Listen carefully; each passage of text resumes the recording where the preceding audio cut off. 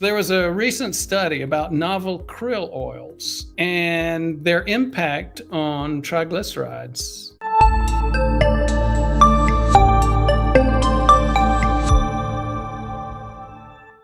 For the latest in health-related information and ways to save your life, check out the newsletter.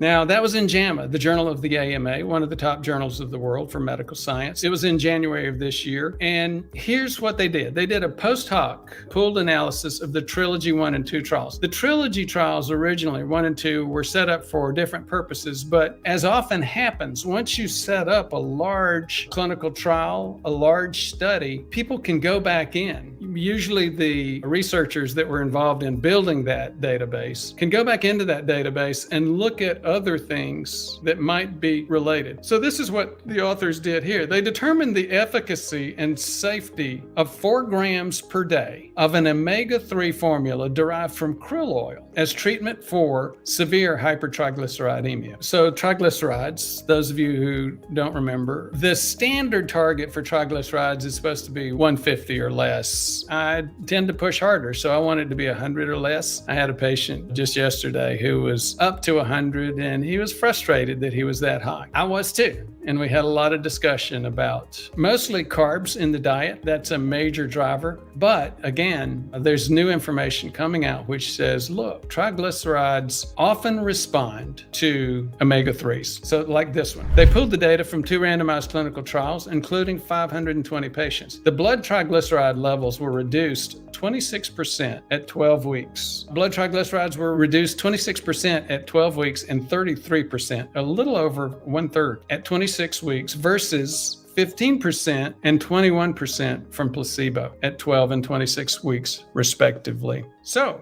it was found to effectively decrease triglycerides with a safe and well-tolerated area.